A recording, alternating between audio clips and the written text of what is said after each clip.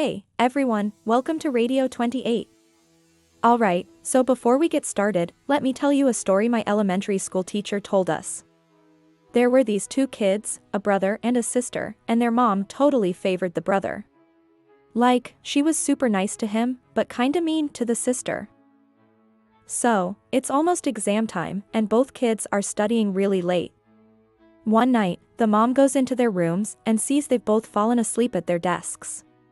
She immediately wakes up the sister, yelling at her, asking why she's not studying. Then she tells the sister she should be more like her brother, who's even studying in his sleep. So, that's the story. It was supposed to be a joke, but it got me thinking, can you actually study in your sleep? Well, I'm here to tell you, yes, you can. So, for those of you who are into dreams, I'm sure you've seen tons of videos and info on this stuff already. But, gotta bring the newbies up to speed too. So, bear with me for a few minutes while I give a quick rundown on lucid dreaming and REM sleep. And we gotta give a shout out to Dr. Stephen LaBerge from Stanford. He's the guy who, back in the 80s, figured out this whole REM thing, rapid eye movement sleep. Basically, you hit REM about 5 times a night, which means you're probably dreaming 4 or 5 times. Now, if you're hitting the sack at, say, 12:30, your first dream kicks in around 1:30. It's super short, like 5 to 10 minutes, and most people don't even remember it. Then, around 3 o'clock, you get your second dream, which is usually longer, maybe 30 minutes, and it might even wake you up. After that, around 3:40, you get another quickie, under 10 minutes. Then, at 5 o'clock and 6 o'clock, you get 2 more, and these can be long, like over 40 minutes. And then, boom, it's daylight, and you're up. Okay, so the dreams you actually remember the next day? Those are usually the ones you have during the 4th and 5th REM cycles. Now, Stephen LaBerge, the REM guru, he figured that if you want to control your dreams, you gotta start with the easiest one, which is that 4th REM dream. So, he came up with this 5-step trick to get you lucid dreaming. First, set your alarm for around 5:30 a.m., that'll wake you up right in the middle of your dream. Second, try to remember every little detail of that dream you just had. Third, lie back down and pretend you're falling asleep, but keep telling your brain, I'm gonna dream, I'm gonna dream. Fourth, don't move, just pretend you're already asleep. And keep telling yourself, I'm back in that dream, I'm back in that dream.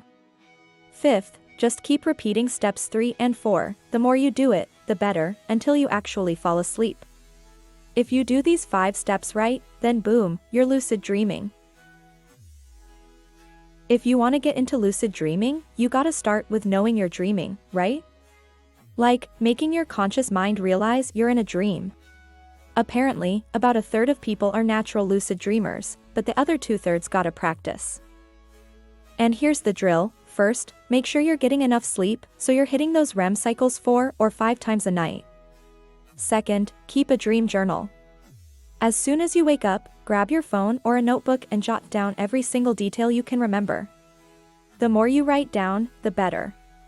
Then, start looking for patterns, like recurring scenes, people, or things, in your dreams. If you see those things again in a dream, you'll be like, wait a minute, I'm dreaming. For example, if you notice you keep dreaming about, say, a talking cat, and then you see a talking cat in a dream, boom, you know you're dreaming. Third, you gotta get into this habit, right? During the day, when you're super alert, just keep asking yourself, am I dreaming? And when you're like, no way I'm dreaming, do something to double check, like, something that'll tell you if you're dreaming or not. For example, pinch your nose and see if you can still breathe through your mouth. Get into the habit of doing that. Then, if you ever pinch your nose in a dream and you can still breathe, boom, you'll know you're dreaming. Fourth, set an alarm for 5:30 a.m. This gets your brain used to waking up at that time. Eventually, you'll just naturally wake up at 5:30. Even if you're still dreaming, your conscious mind will kick in during the dream. Now, figuring out you are dreaming and then controlling it, that's gonna be different for everyone. Some people might need months. But once you get the hang of lucid dreaming, like in the movie Inception, creating your own dream worlds becomes way easier. We call them lucid dreams. A Dutch doctor was the first to really define lucid dreaming. Basically, he said it's when you're dreaming, but you totally know you're dreaming. And you can still think and problem solve, just like when you're awake. So, the key thing with lucid dreams is that you're aware you're dreaming, and you can still use your brain like normal. That's why they call it a lucid dream, because you're clear-headed while dreaming. Man, wouldn't it be awesome if we could build our own dream worlds, control everything, and get superpowers you don't have in real life? That'd be killer. But is lucid dreaming just about having fun? Does it have other perks? Other uses? That ties back to that story I was telling you about the brother and sister.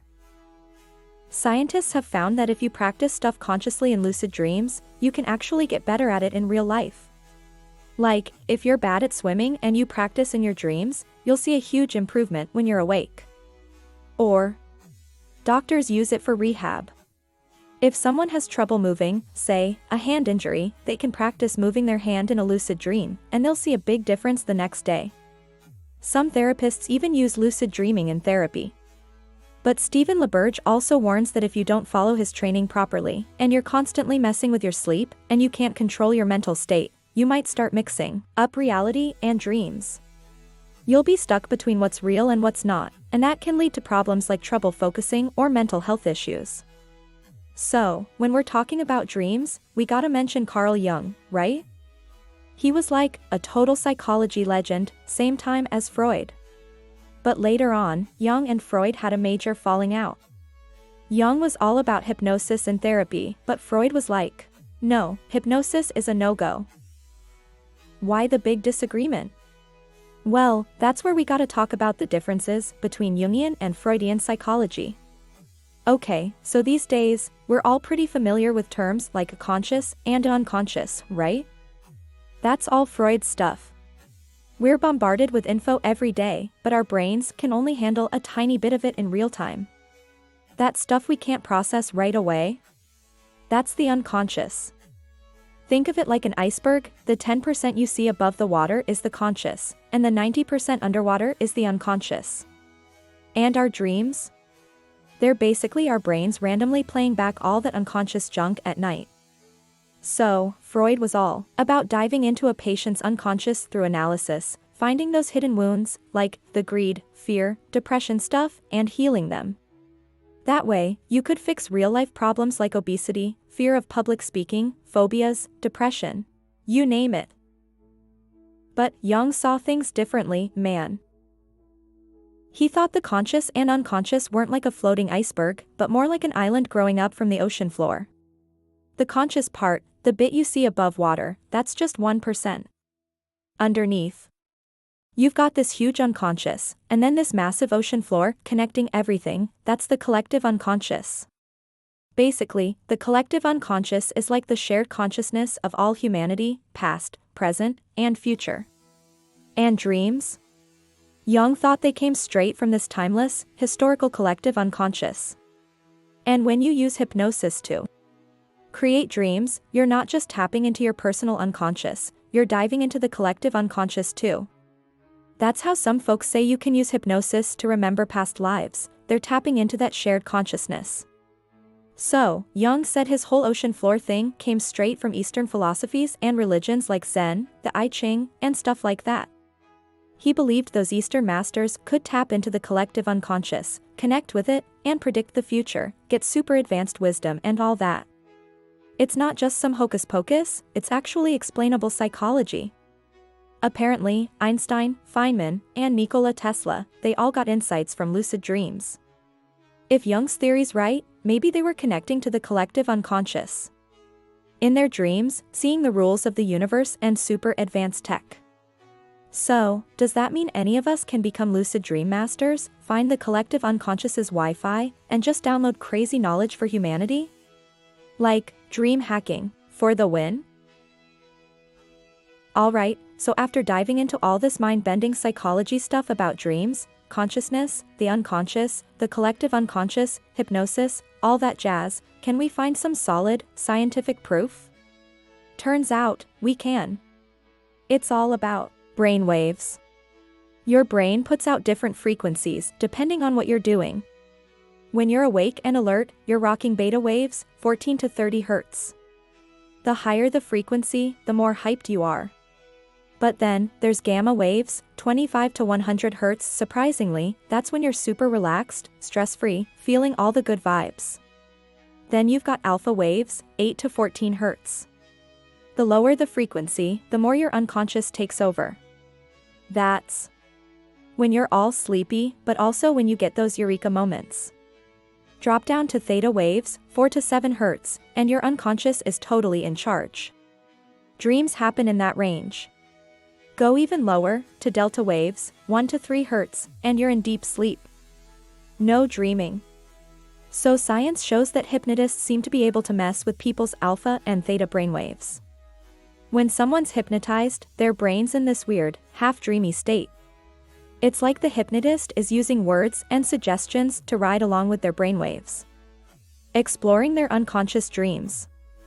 And there's this psychologist, Richard Davidson, who's been studying the brainwaves of Tibetan monks in deep meditation for ages. He found these high-level lamas can produce two crazy brainwaves. One's called lambda waves, 100 to 200 Hz, which is like the superpowered brainwave. When they're in that state, they're usually in this emptiness of thing, just radiating tons of energy, like their brains are overclocked. Then there's these epsilon waves, under 0.5 Hz, which are like the pre-meditation zone. When lamas are in that state, they can chill out in deep meditation for, like, a whole week without eating or drinking.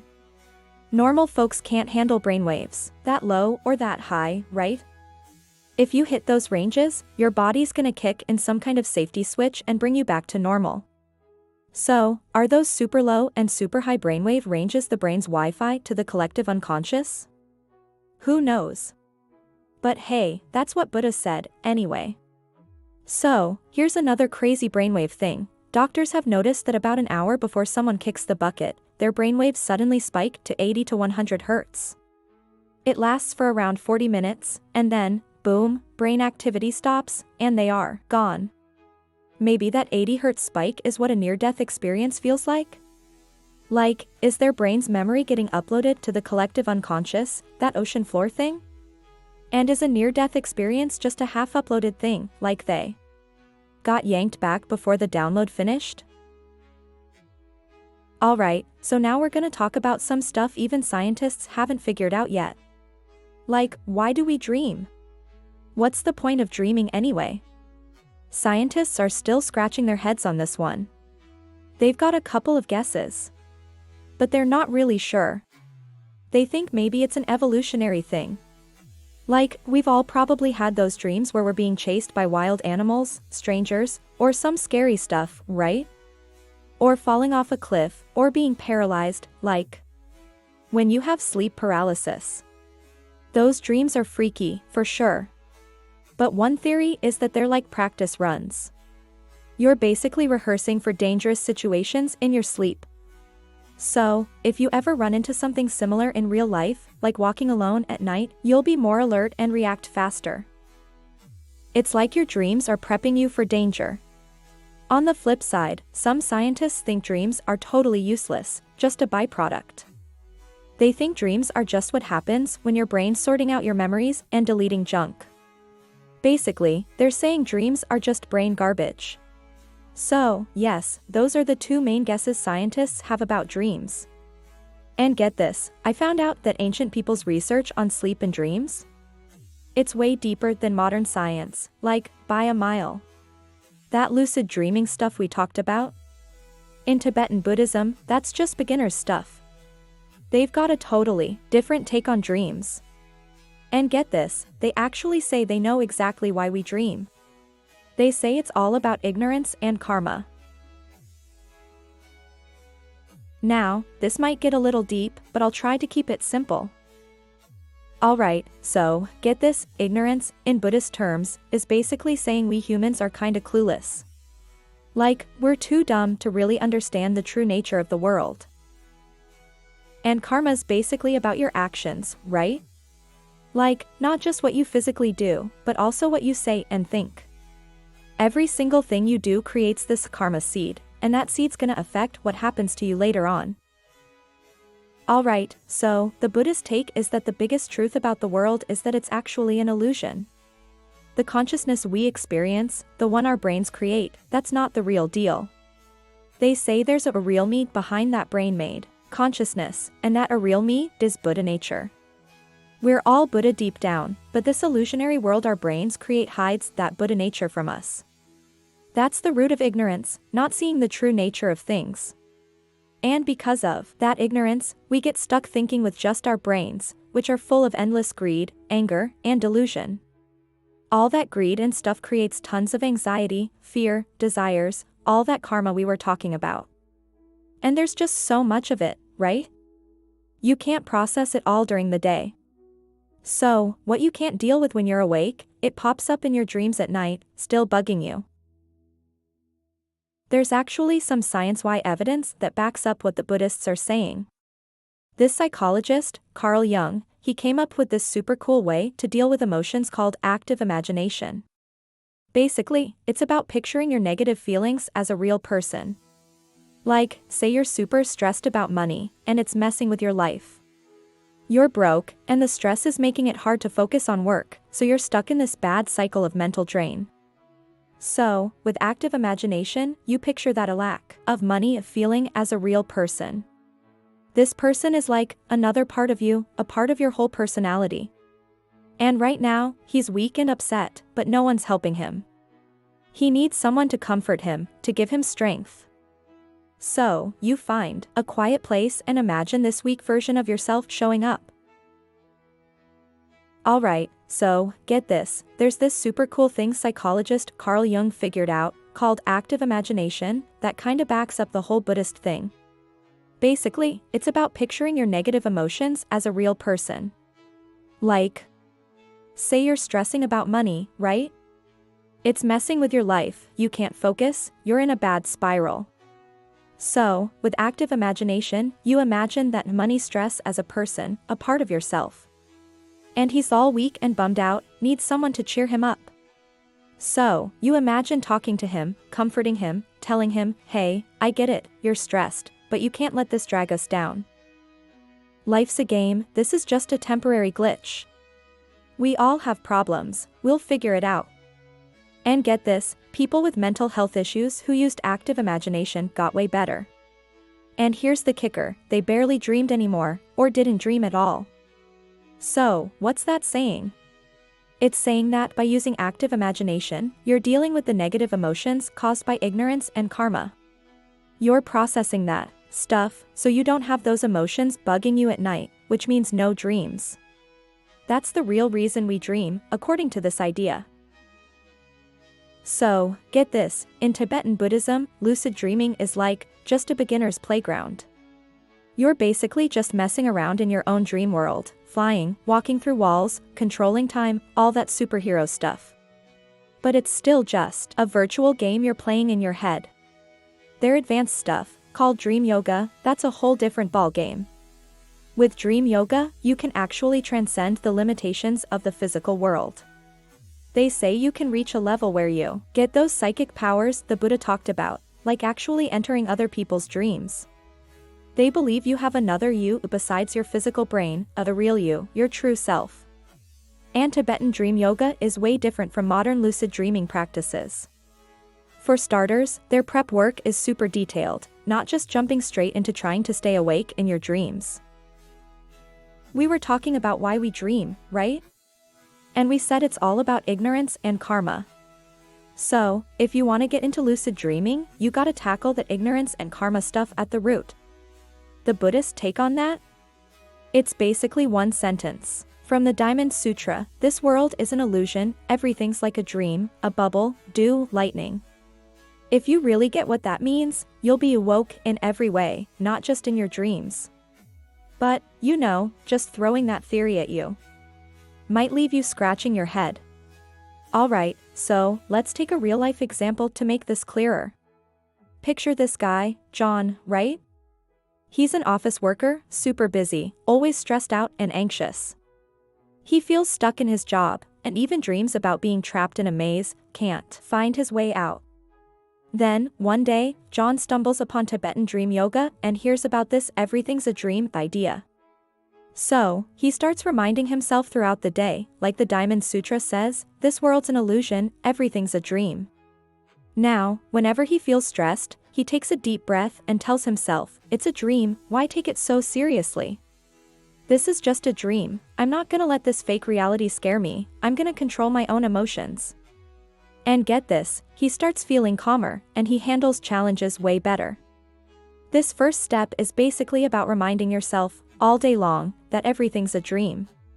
People who've actually practiced this stuff find that when you constantly remind yourself of this everything's a dream concept, you start to chill out.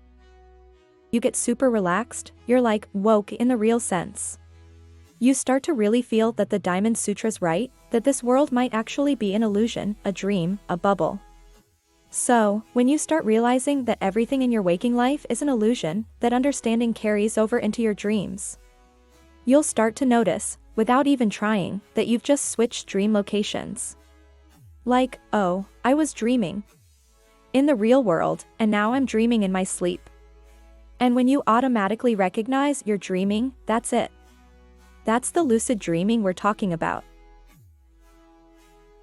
And here's the real kicker, you'll eventually realize that while you started out wanting to have lucid dreams at night, this practice actually makes you constantly aware during the day that everything's a dream, that the world's an illusion.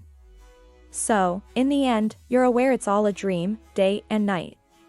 And when you're aware like that, all the time, that's when, according to Buddhism, you're truly awoke. That's when you're really cutting through that ignorance. Alright, so, next up is setting your intention, right? Basically, you spend a few minutes before bed thinking about what happened during the day. Like, say Steven had a sports game today, he's all nervous and excited, and he hasn't really processed those feelings yet. They might pop up in his dreams. So, he tells himself beforehand, chill out, remember, everything's a dream, like the Diamond Sutra says. I'm not gonna waste my dream time being nervous about a game. It's over, and tonight, I'm gonna be lucid in my dreams. I'm gonna turn that nervous energy into peace. It's like writing a diary and planning your dream at the same time. Then, the last step is super simple. When you wake up, ask yourself, did I dream last night? What was the dream about? If you remember your dream, grab your phone and record it, jot down the details. Once you've got this down, you're ready to start training in dream yoga, like actually practicing how to have lucid dreams. To reach that high-level dream yoga stuff, we're talking about proper sleeping positions, breathing techniques, even chakra stuff. That's a whole other can of worms, so we won't dive into that today. But here's the thing, Western science is all about keeping reality and dreams separate, while Tibetan Buddhism says it's all a dream anyway. That's some deep stuff to think about, right? So, it is all for today. If you liked the video, hit that like button and subscribe. Let's keep the conversation going in the comments below. See you next time.